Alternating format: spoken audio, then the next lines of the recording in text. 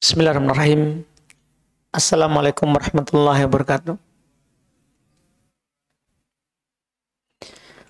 Innal hamdalillah nahmaduhu wa nasta'inuhu wa nastaghfiruh wa na'udzu billahi min shururi anfusina wa min sayyiati a'malina. May yahdihillahu fala mudhillalah wa may yudlil fala hadiyalah. Asyhadu an la ilaha illallah wahdahu la syarikalah wa asyhadu anna Muhammadan abduhu wa rasuluh sallallahu alaihi wa ala alihi wa ashabihi wa man tabi'ahum bi ihsan ila yaumiddin. Amma ba'd. Kaum muslimin wal muslimat, al ikhwan wal akhwat rahimani wa rahimakumullah. Alhamdulillah, kembali pada sore hari ini kita di pertemuan ke-9 di pembahasan kitab Al-Urjuzah Al-Mi'iyah 100 bait syair fi hali asyrafil bariyah, terkait dengan sejarah manusia terbaik Nabi kita Muhammad sallallahu alaihi wa ala alihi wasallam. Pada pertemuan kali ini kita akan masuk ke bait 48. Insyaallah kita akan ambil rencana 4 bait, yaitu 48 hingga 51. Itu peristiwa-peristiwa penting pada tahun kedua Hijriah. Sebelum kita baca, kita sudah tahu di bulan lalu bahwa Nabi sallallahu alaihi wasallam, ya, beliau sudah bangun Masjid Nabawi, dan beliau sudah bahkan bangun rumah, sudah tinggal bersama istrinya Sauda, kemudian juga masuk dengan Aisyah. Maka di tahun kedua ini mulailah Nabi sallallahu alaihi wasallam memperlihatkan kemuliaan Islam dengan mulai perang-perang kecil sebagai balasan terhadap apa yang dilakukan oleh musyrikin yang menjarah harta orang-orang Muhajirin yang meninggalkan Makkah. Mereka ambil hartanya. Maka mulailah di sini terjadi beberapa perang sampai puncaknya nanti kita akan baca di bait 51, perang Badar. Kata beliau rahimahullah, Al-Imam Ibn Abil Izz rahimahullahu ta'ala, di bait ke-48 dari 100 bait, wa ghazwatul abwa'i ba'du fi safar hada fa fi thaniyal ghazwu ishtahar ila buwata thumma badrin wa wajaba tahawulul kiblati fi nisfi rajab min ba'di dhal ushayra ya ikhwani wa fardu syahri sawmi fi sya'bani wal ghazwatul kubra allati bi badri fil yaumi fi sawmi sabi'in asyri syahr. Kejadian-kejadian, peristiwa-peristiwa penting di tahun kedua Hijriah.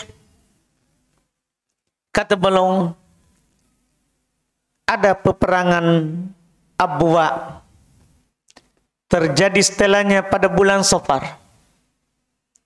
Demikian pula dan pada tahun kedua ada peperangan yang dikenal, ya, dengan, ya, perang menuju perang Buat, kemudian perang Badar. Juga telah wajib perubahan kiblat di pertengahan Rajab. Mim ba'di dza al-usyairu ya ikhwani, wahai saudara-saudaraku, perang Badar pertama setelah perang Dzul Usyairah, dan kewajiban puasa pada bulan Ramadan turun di bulan Sya'ban. Wal ghazwatul kubra allati bi Badr, dan perang besar yang terjadi di daerah Badar adalah saat puasa pada hari ke-17 bulan Ramadan, di bulan Ramadan. Ini ada beberapa hal yang disinggung ini. Beliau singgung ringkas sekali sehingga seperti tidak nyambung kalau kita hanya langsung baca bait syair tanpa menjelaskan kejadian-kejadiannya ini. Di sini beliau menyampaikan kepada kita beberapa hal. Pertama, perang yang dinamakan dengan perang Al-Abwa. Yang kedua, perang Buat. Kemudian yang ketiga, perang Badar pertama, karena ada Badar kecil, ada Badar besar. Kemudian yang keempat, perpindahan kiblat. Karena kaum muslimin dulu tidak menghadap begini. Hadapnya berlawan arah. Karena dulu menghadap ke Baitul Aqsa, ke Syam. Kemudian dipindah menghadap ke Baitullah. Ini kejadian. Kemudian setelah itu ada perang Dzul Usyairah. Terus ada pembahasan kewajiban puasa turun pertama. Kemudian ada pembahasan perang Badar Kubra. Ini beberapa yang belum singgung di sini. Belum hanya sebutkan nama, dan semua ini ada kejadiannya yang terjadi pada tahun kedua. Pada tahun kedua. Kita bahas satu persatu. Pertama yang belum singgung adalah perang Al-Abwa. Ini terjadi seperti yang belum katakan di bulan Safar tahun kedua Hijriyah. Terjadi di bulan Safar tahun kedua Hijriyah. Dan perang ini adalah disebutkan oleh ahli sejarah, dia dinamakan dengan perang Abwa karena terjadi di tempat yang bernama Abwa,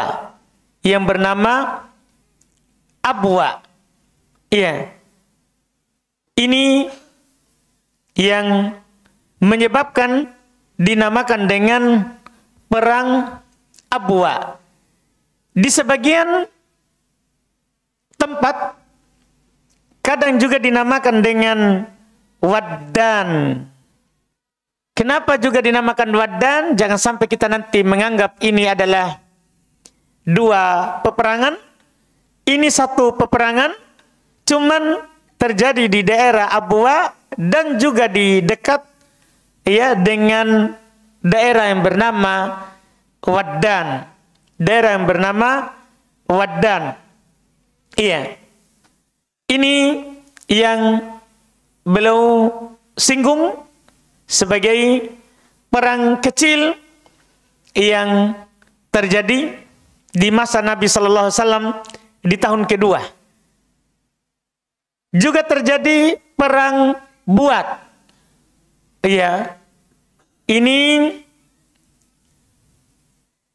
Perang ini juga disebutkan oleh ahli sejarah. Dia tidak ada silang pendapat. Ini terjadinya di bulan Rabiul Awal. Kalau tadi di bulan Safar.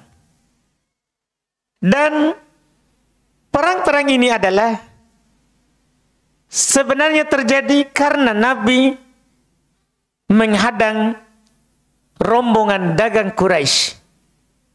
Beliau ingin membalas, seperti yang kami katakan di awal, ada kelompok dagang Quraisy yang datang dari Syam pulang dagang. Karena kalau dari Syam berarti melewati Madinah, dekat Madinah baru ke Makkah. Maka Nabi SAW keluar bersama sahabat untuk menghadang mereka. Untuk menghadang mereka. Ini di perang-perang kecil ini. Hanya saja di dua perang ini namanya perang, cuman tidak terjadi.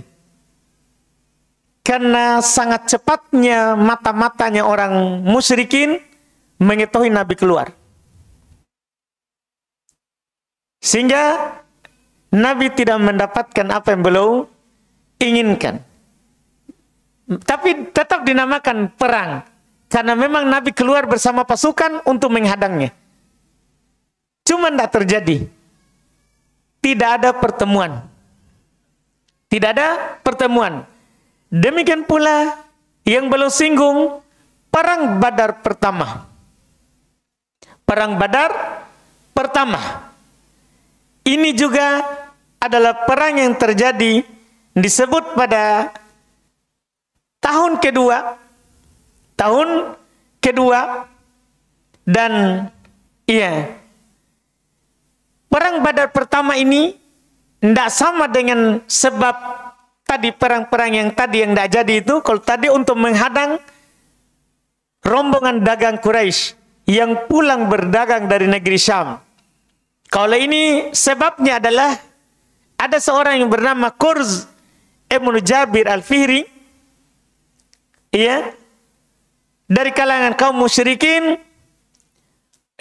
menyerang beberapa kaum muslimin yang tinggal di sekitar Madinah. Maka Rasulullah menyerang di sekitar Madinah yang kerjanya mereka adalah para pengembala onta dari kaum muslimin. Mereka menyerangnya dan mengambil ontanya. Maka Nabi SAW keluar waktu itu di perang Badar pertama ini dengan 200 pasukan kaum muslimin untuk mengusir mereka. Hanya saja Nabi dan para sahabat keluar, sekali lagi mereka sudah pergi. Tidak terjadi lagi pertemuan. Tapi tetap dinamakan dengan perang karena sudah ada pengutusan pasukan. Sudah ada pengutusan pasukan. Dan di sini Nabi juga pulang lagi tanpa dapat apapun. Tanpa mendapatkan apapun. Tapi di tahun itu ada kejadian besar, yaitu terjadi perpindahan kiblat. Nah, inilah yang belum singgung tadi. Tidak ada beberapa perang, tidak jadi bertemu musuh. Tapi ada syariat perpindahan kiblat. Dan tidak ada silang pendapat di kalangan ahli sejarah. Ini kiblat berpindah dari Baitul Maqdis ke Baitullahil Haram. Itu terjadi pada tahun kedua.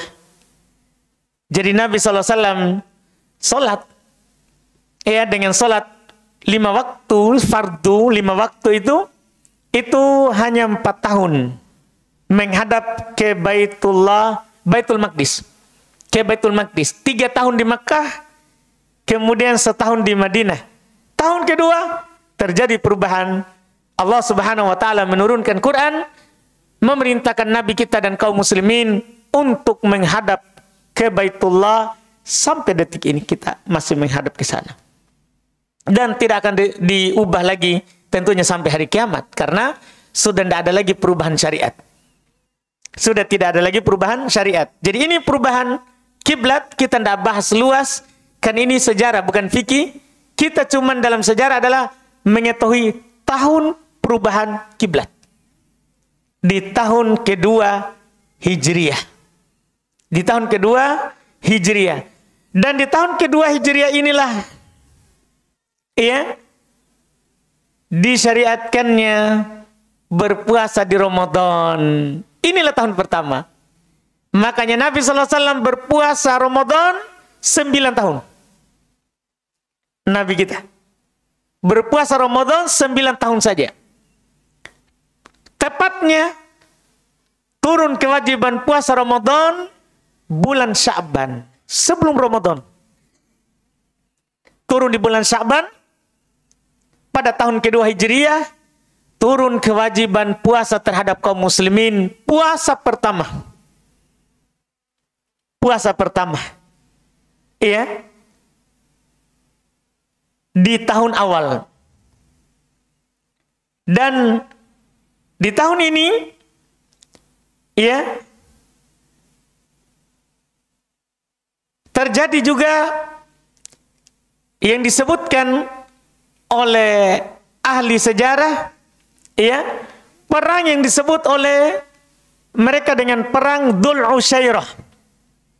Ini juga perang ya sama Nabi SAW keluar bersama pasukan kaum muslimin untuk mengintai rombongan dagang musyrik yang kembali dari Syam. Tetap sama, akan tetapi sekali lagi Nabi gagal. Mata-mata orang Quraisy sampai berita itu, dan iya, mereka tentunya menghindar dan tidak terjadi lagi pertemuan. Nabi tidak dapatkan apa-apa. Sampai pada puncaknya di bulan Ramadan, kaum muslimin puasa dari awal.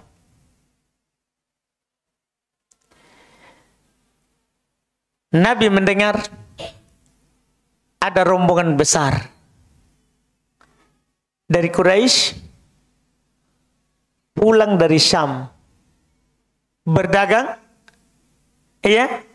Maka Nabi SAW kembali lagi mengajak para sahabat untuk keluar menghadang mereka, untuk mengambil hasil barang dagangan mereka sebagai balasan terhadap apa yang mereka lakukan kepada kaum muslimin. Disinilah Allah Subhanahu wa Ta'ala kehendaki terjadi yang namanya Perang Badar Al-Kubra. Di 15 Ramadan keluar Nabi dan para sahabat. Keluar Nabi dan para sahabat. Beliau membawa, karena ini rombongan banyak, belum membawa 313 orang. Ada yang menukil 315, ada yang menukil 316. Cuma penukilan ini disebabkan ada perempuan, ada yang tidak memasukkan perempuan. Karena ada yang mereka bawa perempuan sebagai mumarridah. Kalau ada nanti yang terluka, mereka lah yang tangani di belakang. Ya, sebagai tim kesehatannya. Dibawa. Sehingga berbeda dalam menukil jumlah. Karena ada perempuan, ada laki-laki. Ada yang menghitung, ada yang tidak menghitung. Jadi Nabi SAW membawa paling tinggi penukilan adalah 316. Seperti Umar ibn Khattab dalam Sahih Muslim. Beliau nukil 316. Ada yang menukil 313. Makanya para ulama mengatakan Nabi membawa sekitar 300 ya lebih. 10 sekian, 313 sampai 319. Itu pasukan yang Nabi bawa. Itu pasukan yang Nabi bawa sallallahu alaihi wa ala alihi wasallam. Dengan rincian jumlahnya itu ada dari 82 orang muhajirin. Ya, 82 orang muhajirin yang hijrah bersama Nabi dari Makkah ke Madinah. 61 dari suku Aus, Ansor, dan sisanya Khazraj. Lebih banyak Khazraj. Karena lebih banyak Khazraj dari sahabat yang beriman awal. Mereka ada sekitar 170 orang. Nabi keluar, ya, hanya membawa 2 ekor kuda dan 70 ekor onta untuk ditunggangi. Sisanya jalan kaki. Belum keluar pasukan sedikit sekali. Karena memang ini hanya menghadang rombongan dagang musyrik Quraisy. Tapi musibahnya adalah didengar, ditahu oleh mata-mata musyrik. Cepat dia sampaikan ke Mekah. Akhirnya, orang-orang musyrikin Mekah keluar membawa pasukan. Yang jumlahnya sebentar kita akan tahu. Nabi SAW mendengar. Nabi SAW mendengar bahwa mereka juga keluar dari Makkah untuk menyelamatkan teman-temannya yang pulang dagang dari negeri Syam. Nabi dan para sahabat dengar Sallallahu Alaihi Wasallam, dan sebelum memutuskan kita tinggal di Badar atau kita pulang saja ini, maka Nabi SAW melakukan dulu pencarian berita berapa kekuatan musuh yang datang, yang mau menyelamatkan ini kawan-kawannya. Karena mau tidak mau kita pasti ketemu ini. Kali ini tidak bisa menghindar. Karena tinggal menunggu lewatnya. Beliau sudah di Badar. Tidak ada jalan lain yang mereka akan lewati kecuali situ. Iya. Dan sampai ke berita kepada beliau. Beliau cari berapa ini orang jumlahnya. Dan setiap mereka dapat orang, tertutup beritanya. Karena kaum musyrikin waktu perang Badar masih banyak pendukungnya. Di suku sekitar Arab. Masih banyak sekali pendukungnya. Maka Nabi Shallallahu Alaihi Wasallam terus mencari berita. Sampai alhamdulillah tentunya sebagai petunjuk dari Allah Subhanahu wa taala, beliau dan Abu Bakar lagi mencari berita itu, ketemu dengan orang musyrik suku sekitar situ. Tugasnya mengambilkan air mereka. Tentunya Nabi menyamar, tidak ditahu oleh orang itu. Dan Abu Bakar, Nabi bertanya kepadanya tentang apa tugasnya, dia kasih tahu. Tapi pada saat Nabi bertanya berapa jumlah mereka, dia tidak kasih tahu. Karena orang Arab dari dulu kalau masalah kepercayaan dia pegang. Walaupun di masa jahiliyah. Namanya sumpah setia itu mereka pegang kalau antar suku. Nabi tadi menanyakan berapa jumlahnya itu mereka. Dia tidak kasih tahu juga. Cuma Nabi Shallallahu Alaihi Wasallam bisa dikatakan adalah orang yang paling cerdas di masa itu. Dibantu lagi oleh wahyu dari Allah Subhanahu Wa Taala. Beliau tidak menanyakan lagi berapa jumlahnya. Beliau bertanya kepadanya berapa onta yang dia potong untuk makan. Sekali makan. Kan dia ini tukang ambil airnya saja. Berapa dia sembelih onta? Dia bilang 8 sampai 10. Oh, pasukan besar ini. 8 sampai 10 unta. Maka Nabi SAW katakan kepada Abu Bakar, ayo kita pulang ke sana. Maksudnya ke kaum muslimin. Mereka ini sekitar 1000. Karena hitungannya dulu, 1 ekor unta dimakan oleh 100. 1 ekor itu 100 orang yang memakannya.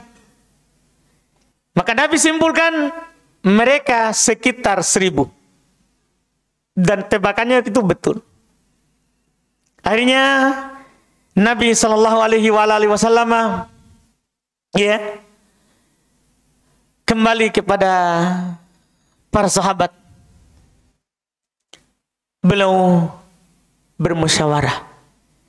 Ini musuh kita 1000. Kita ada 113. Beliau ucapkan ucapan yang terkenal sekali. Karena beliau tidak memutuskan sendiri. Beliau bermusyawarah. Duduk bersama sebelum terjadi ini. Sebelum sampai musuh dan kita ketemu di Badar ini. Kata Nabi SAW, Ashiru alayya ayuhan nas. Sampaikan kepada aku pendapat kalian, wahai sekalian manusia. Situ kan ada Abu Bakar. Ada Hamzah, pamannya Nabi. Ada Ali bin Abi Thalib. Utsman beliau radhiyallahu ta'ala anhu tidak ikut. Nanti kita akan tahu kenapa tidak ikut. Insya Allah di bait-bait berikutnya akan disampaikan nanti. Setelah perang Badar. Jadi kan banyak pembesar. Banyak juga yang bisa dimintai sarannya. Iya, dari sini juga kita ambil pelajaran bahwa kita tentunya dalam masalah agama ini penyebarannya maju atau mundur musyawarah. Nabi saja melakukan musyawarah. Tidak bisa misalnya kita ustadz, pokoknya pendapat ustadz harus didengar. Tidak bisa. Harus minta pendapat yang bersama kita. Ini ucapan Nabi. Ashiru alayya ayuhan nas. Berikan isyarat kepada saya. Berikan pendapat kalian kepada saya. Wahai sekalian manusia. Iya. Kita tahu apa yang terjadi?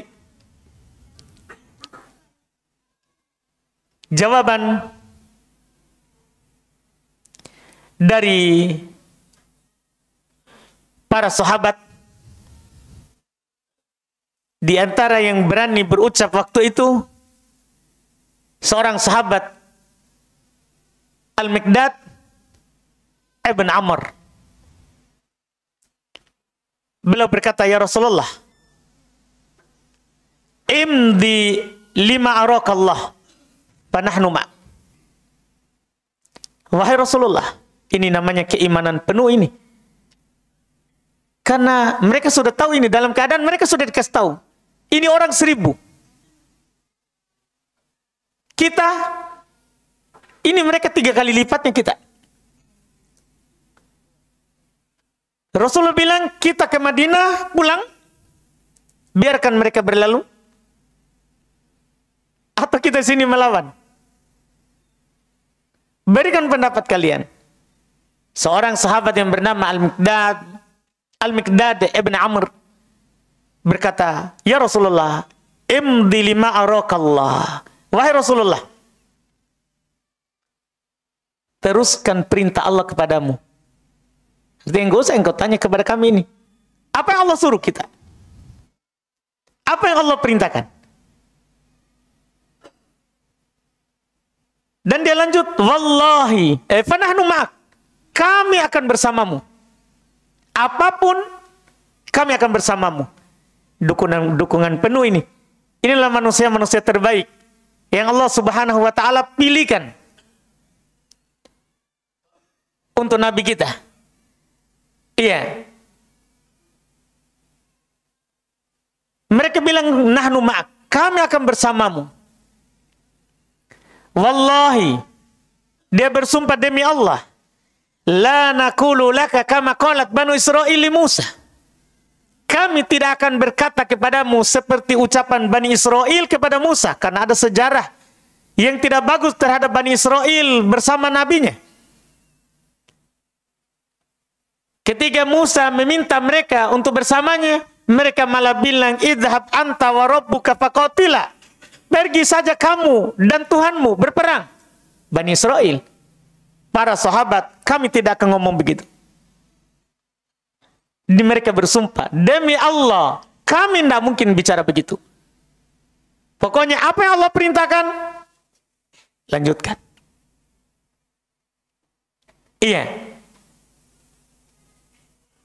Dan mereka berkata, walakin nuqatil an yaminik wa an yasarik wa baina yadayka wa khalfak.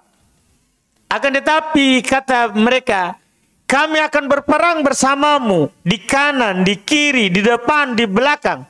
Pokoknya kami tidak akan mundur seperti yang dikatakan oleh Bani Israel kepada Musa. Karena Bani Israel adalah orang penakut dalam perang. Kami tidak akan seperti itu. Maka Rasulullah SAW ketika mendengar itu mulai berpikir. Tapi masalahnya dari sisi lain, Rasulullah SAW sadar, inilah Muslim yang ada. Bahkan beliau berkata, jika engkau binasakan ini, tidak ada lagi Islam di muka bumi. Kita sekarang ini bisa rasakan Islam karena kemenangan di Perang Badar. Kita bersyukur kepada ini 313. Karena Nabi sudah bilang, intolik hadhil isabah falan tu'bad fil ardi. Jika engkau binasakan ini kelompok, maka engkau tidak lagi diibadahi di muka bumi. Selesai Muslim. Kan Nabi terakhir ini. Iya. Itu yang Nabi pikirkan. Kita ini, karena tidak boleh maju membunuh diri kita sendiri. Kan ini orang banyak. Ini ucapannya. Sahabat yang lain sama juga mengucapkan yang sama. Seperti orang Ansor diwakili oleh Sa'ad ibn Mu'ad. Beliau berkata, wahai Rasulullah, karena beliau yang baiat Aqabah yang kita sudah pelajari sebelumnya, yang kalau Rasulullah SAW hijrah, dia akan membela Nabi seperti membela keluarganya, yang kita sudah pelajari sebelumnya. Di bai'ah tahun keberapa? Bai'ah Aqabah yang kedua. Tahun berapa itu? Tahun ke-13 kenabian. Belum ada tanggal Hijriah. Tahun 13 kenabian di musim haji. Ini termasuk yang membaiatnya. Ini termasuk membaiatnya Sa'ad ibn Mu'ad. Beliau bilang, wahai Rasulullah, kami telah beriman kepadamu. Kami membenarkanmu. Dan kami telah berjanji di baiat sebelumnya, bahwa kami akan taat kepadamu, membelamu, maka majulah. Sesuai dengan kehendakmu. Dan beliau ucapkan ucapan yang terkenal. Dia bilang, seandainya engkau menyuruh kami membela laut, menyeberangi laut, pasti kami akan melakukannya bersama. Kita tidak akan mundur di sini. Dengan berita dari musuh yang berjumlah, lebih banyak 3 kali lipat dari kita. Setelah mendengarkan ucapan-ucapan tadi itu, maka Nabi SAW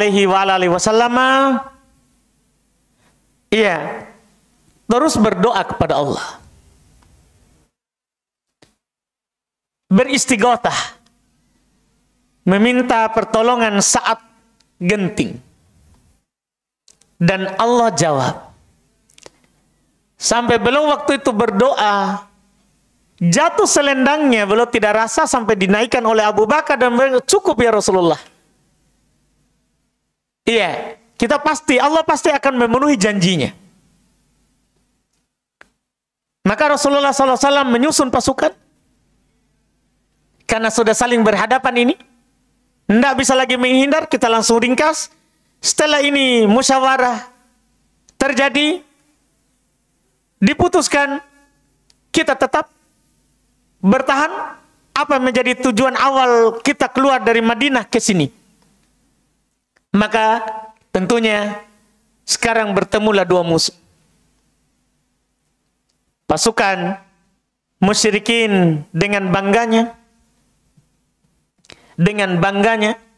mereka yang dengan jumlah yang sangat banyak, 1.000 pasukan yang dia bawa dari Makkah, yang dipimpin oleh Abu Sufyan, pentolan dari kaum musyrikin Makkah. Di situ ada semua para pembesar. Di situ ada semua para pembesar. Bahkan ada Abu Jahal. Sekalipun ada. Ada Utbah, ada Syaibah. Ada Umayyah Ibnu Khalaf. Para pembesar musyrikin keluar semua. Para pemberaninya keluar semua. Keluar semua. Maka tentunya kita pahami bagaimana dalam barisan itu. Bagaimana dalam barisan dua pasukan saling berhadapan. 313 lebih. Di depannya ada 1.000. Dengan unta, kudanya, dan persenjataan yang lengkap. Di saat inilah Nabi kita Muhammad sallallahu alaihi wasallam berdoa dengan penuh kepada Allah. Beliau setelah merapatkan barisan, maka beliau berdoa dengan doa yang terkenal, Allahumma anjiz li ma wa'adtani. Allahumma in tahlik hadhil isabah minal Islam lan tu'bad fil ard. Hadits riwayat Muslim. Ya Allah, tunaikan janjimu kepadaku. Nah, Allah berjanji kepada nabinya bahwa Islam pasti ditolong walaupun musyrik membenci. Walaupun kafir tidak menyukainya. Maka beliau berkata, ya Allah, tunaikan janjimu kepadaku. Allahumma in tahlik hadhil isabah. Ya Allah, jika engkau membinasakan pasukan kecil ini, min ahlil Islam, dari penduduk pemeluk Islam, la tu'bad fil ard, engkau tidak akan lagi disembah di muka bumi ini. Beliau berdoa terus. Dan Allah subhanahu wa ta'ala abadikan di surah Al-Anfal. Allah katakan, id tastagithuna rabbakum fastajaba lakum. Ingatlah ketika kalian memohon pertolongan kepada Allah dan Allah kabulkan. Allah kabulkan. Berupa apa? Firman Allah setelahnya, anni mumiddukum bi alfin minal malaikah murdifin. Kami, kata Allah, bantu kalian dengan 1.000 malaikat yang datang secara berturut-turut. Memang kaum musyrikin melihat 300, tapi ada yang dia tidak lihat 1.000, sesuai dengan jumlah musyrik. Ini namanya pertolongan. Dari sini kita bisa pahami pertolongan itu akan datang setelah kita kokoh di atas kebenaran. Tidak bisa itu pertolongan datang baru kita diuji sedikit langsung kita berbalik. Tidak bisa. Baru kita bilang saya tidak ditolong oleh Allah. Tidak. istiqomah dulu. Baru akan datang pertolongan. Tidak bisa kita berbalik dulu baru datang pertolongan. Tidak. Istiqomah dulu kita. Memperjuangkan agama Allah. Baru akan datang itu pertolongan. In tansurullaha yansurkum. Wa yuthabbit aqdamakum. Jika kalian menolong Allah, Allah pasti akan menolong kalian. Satu dulu, awal dulu. Tolong dulu agama Allah. Maka pertolongan Allah akan datang. Kalau kita mau ditolong baru tidak mau menolong agama Allah, menghayal itu. Tidak bisa. Iya. Ini langsung pelajaran awal. Maka sekarang setelah semua itu perang tentunya tidak bisa lagi dihindari. Iya. Tidak bisa lagi kita lari. Karena setelah ini tidak ada lagi, tidak boleh lagi orang berpaling. Karena kita sudah bertekad untuk maju di sini. Di awal tentunya sebagai kebiasaan perang ada yang namanya 1 lawan 1 dulu. Ada namanya 1 lawan 1. Sebelum saling menyerang secara umum. Ini penentu ini. Maka Nabi SAW memulai dengan duel 1 lawan 1. Orang musyrikin mengeluarkan 3 orang pemberani. Dan dikenal di masa jahiliyah musyrik 3 orang yang tidak takut matinya di sini di pasukan musyrikin sekarang. Ada Utbah ibn Rabi'ah, ada Syaibah ibn Rabi'ah, saudara kandung, dikenal pemberani, dan ada Al-Walid ibn Utbah, anak dari Al-Utbah, anak dari Utbah ibn Rabi'ah. Satu keluarga ini, saudara, anak. 3 orang maju. Ketika Nabi SAW melihatnya, maka Nabi utus sesuai dengan umurnya. Nabi utus Ali bin Abi Thalib, belum jadi mantunya ini, karena Ali bin Abi Thalib menikah dengan anaknya Nabi setelah perang Badar, pulang nanti, dan belum jadikan mahar ghanimah perang Badar, rampasan perang Badar. Ali bin Abi Thalib memang ini tidak diragukan keberaniannya. Beliau tukar nyawa dengan Nabi SAW. Karena waktu Nabi keluar dari Mekah hijrah, dari tempat tidurnya yang menggantikannya siapa? Ali bin Abi Thalib. Ini tidak diragukan. Dia untuk Islam korban nyawa. Orang yang pertama sekali masuk Islam dari kalangan anak kecil. Dari kalangan anak kecil. Ali bin Abi Thalib sebagai lawan dari Al-Walid ibn Utbah, anak muda dengan anak muda. Kemudian Nabi utus pamannya, singa dari singa Islam, Hamzah, ibn Abi Thalib, belum melawan Syaibah ibn Rabi'ah, dan untuk melawan Utbah ibn Rabi'ah, beliau utus Ubaidah ibn Al-Harith.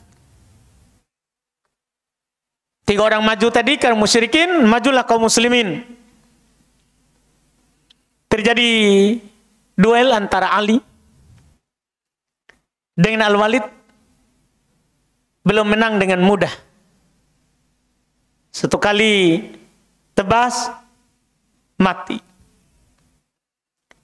Demikian pula Hamzah, beliau lawan Syaibah ibn Utbah, juga menang dengan mudah. Mati lawannya. Yang kesulitan sedikit adalah Ubaidah ibn Al-Harith. Belum mereka berdua saling sama-sama menyerang. sama-sama terluka, termasuk Ubaidah bin Al-Harith terluka, dengan sebab itulah belum meninggal setelahnya. Tapi bukan meninggal saat duel. Saat duel, enggak. Karena ketika Ali bin Abi Thalib dan Hamzah menang, mereka datang membantu Ubaidah bin Al-Harith, dan mereka membunuh musuhnya tadi tiga-tiganya. Tapi karena luka ini, belum meninggal beberapa hari kemudian. Radhiyallahu ta'ala anhu. Iya, ini syahid awal ini ya, syahid-syahid yang pertama di perang Badar. Setelah itu, kaum muslimin semangatnya tentunya terbakar. Kita ini ternyata iya bisa diandalkan, bukan pasukan yang tidak berani dan tidak punya kekuatan. Di sisi lain, terbakar semangatnya, semangat jahiliyah. Naik darahnya mereka karena dibunuh dengan cepat 3 orang tadi, maka peperangan tidak bisa lagi dihindari. Terjadilah peperangan, iya, di perang Badar, dan dengan Allah Subhanahu wa ta'ala menurunkan 1000 pasukan yang tidak terlihat. Iya. Maka tentunya kalalah kaum musyrikin dan kaum muslimin menang, larilah yang lari, ditawanlah yang ditawan. Yang mana kaum muslimin hanya terbunuh 14 orang di perang Badar ini. 14 mati syahid. Sementara di kaum musyrikin 70 terbunuh. Alhamdulillah termasuk Abu Jahal. Tambah 3 orang tadi. Ada Utbah, ada Syaibah, ada Al-Walid, ada Umayyah bin Khalaf, termasuk yang terbunuh. Dan Nabi SAW dan para sahabat berhasil menangkap 70 orang musyrik. Bayangkan ini, 300 lebih bisa juga mengalahkan, pukul mundur, lari mereka, meninggalkan hartanya, unta dan semuanya mereka buang. Mereka lari kembali ke Mekah. Kembali ke Mekah, dan Nabi berhasil menawan, jumlah tawanannya 70 orang yang berhasil mereka tahan. Termasuk Al-Abbas. Karena dia termasuk yang keluar memerangi Nabi. Karena belum muslim. Bapaknya Abdullah bin Abbas belum muslim kan? Keluar. Juga ikut melawan Nabi. Termasuk beliau yang ditawan. Iya. Dan termasuk Aqil ibn Abi Thalib. 2 pamannya. Ia ditawan di sini. Dan alhamdulillah tentunya ini hikmah dari Allah. Setelah itu masuk Islam. Masuk Islam, alhamdulillah. Tentunya Al-Abbas bagus Islam. Setelahnya dari sini kaum muslimin, disinilah muslim itu diperhitungkan. Di perang Badar itu. Disinilah karena belum ada yang pernah menang melawan penduduk Mekah. Penduduk Ka'bah ini. Tidak ada yang bisa menang. Di sini mereka kalah. Dengan jumlah pasukan 3 kali lipat dari Muslim. Disinilah suku Arab mulai perhitungkan Islam. Dari sinilah mulai masuk penduduk Islam. Bayangkan, di perang tahun kemudian, setahun setelahnya, nanti kita akan sebutkan insya Allah, di pertemuan akan datang, kalau mungkin dapat nanti bulan depan atau bulan depan lagi, perang setahun setelahnya, perang Uhud. Kita tahu kan perang Uhud, kita tahu berapa yang keluar. Bocoran dulu untuk sekarang ini. Nabi keluar bersama 1000 pasukan. Di perang Uhud. Bayangkan, keluar di tahun sebelumnya 313. Di perang Uhud yang pecah di Syawal tahun depan. Beliau keluar bersama 1000. Walaupun sudah ada pasukan munafik 300 orang. Karena gini, setelah perang Badar ini orang sudah takut kepada Islam. Akhirnya ada yang masuk Islam untuk menjaga hartanya. Secara dohir, tidak secara batin. Karena takut. Karena Islam, bukan orang sembarang ini. Musyrikin 1000 dia kalahkan. Maka banyak suku Arab masuk Islam. Dan tergambar di perang Uhud, keluar 1000 pasukan. Walaupun musyrikin, dia bawa lagi 3 kali lipat, 3000 pasukan. Nanti kita akan sebutkan nanti di perang Uhud. Karena di perang Uhud, kekalahan pertama. Nah, ini masalah. Banyak pasukan tapi kita kalah. Nanti kita akan ambil apa sebab kekalahannya, insya Allah. Jadi inilah yang terjadi secara ringkas. Ya, di tahun kedua ini, di perang Badar, kaum muslimin ya pulang dengan ya yang meninggal ada 14 orang tadi ya dengan meninggal mati syahid. Kemudian yang pulang dengan kemuliaan dan membawa banyak harta rampasan perang. Dari hanya membawa tadi 70 onta, sekarang ontanya berlipat ganda. Ini dia bawa pulang. Makanya disitulah mulai para sahabat mendapatkan yang namanya kelapangan hidup. Karena tadinya mereka hidup susah disebabkan karena hartanya harus keluar dari Makkah tanpa bawa apapun. Disinilah mulai mereka hidup dengan ada harta karena rampasan dagangan mereka yang mereka bawa dari Syam diambil. Dan yang mereka bawa dari Makkah ambil. Iya. Termasuk yang mendapatkan tentunya beberapa sahabat yang kita akan sebutkan di pertemuan depan. Apa yang terjadi nanti di tahun ketiga. Di tahun ketiga nanti akan disebutkan insya Allah. Termasuk Ali bin Abi Thalib, beliau radhiyallahu taala anhu ya menikah dari pulang dari perang Badar itu. Dan juga tentunya di samping ini berita gembira, ada juga nanti kejadian di tahun ketiga Nabi SAW meninggal putrinya. Nanti ini insya Allah kita akan ambil lagi di pertemuan pekan depan, bulan depan. Sekaligus juga ada pembahasan nanti kewajiban zakat harta, zakat fitri setelahnya. Iya, insya Allah Ta'ala kita ambil lagi nanti.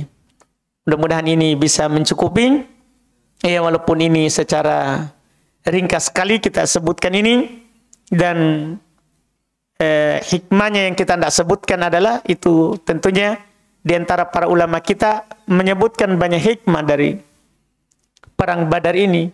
Banyak sekali pelajaran. Muslim itu tidak dilihat dari jumlahnya yang banyak. Itu bukan ukuran itu.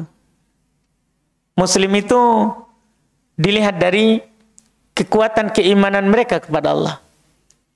Keyakinan dan kepercayaan mereka kepada Allah Subhanahu wa Ta'ala. Dan pelajaran-pelajaran lain di sana ada di antara para ulama kita memang yang hanya menulis faedah dan pelajaran dari perang Badar. Tapi di sini kita bukan dalam bab itu, ini bab sejarah. Yaitu kita mengetahui bahwa ternyata perang Badar itu di tahun kedua jumlah kaum muslimin 300 lebih orang melawan kaum musyrikin sekitar 1000 orang. Sekitar 1000 orang. Dan Allah Subhanahu wa Ta'ala memenuhi janjinya kepada nabinya dengan menurunkan 1000 malaikat. Dengan menurunkan 1000 malaikat. Ini yang kita mau tahu dari sejarah ini. Kita berusaha sekali untuk tidak keluar dari itu, yaitu dengan menyebutkan hikmah dan faedahnya. Kan itu di pembahasan lain. Wallahu alam. Kami cukupkan. Jika ada pertanyaan boleh kita ajukan karena masih ada waktu.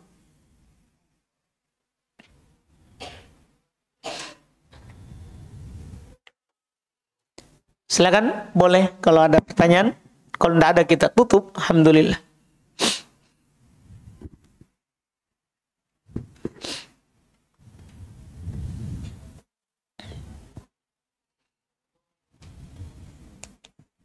Tidak ada Pak ya? Oh ya, alhamdulillah ini. Kalau tidak ada berarti ya. Kita tutup cepat supaya tidak ada betul. Baik. Kita cukupkan, mohon maaf atas banyak kekurangan dalam menyampaikan tadi terkait dengan materi di tahun kedua ini.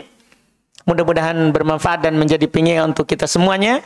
Subhanak hamdik, asyhadu an la ilaha illa anta astaghfiruka wa atubu ilaik. Assalamualaikum warahmatullahi wabarakatuh.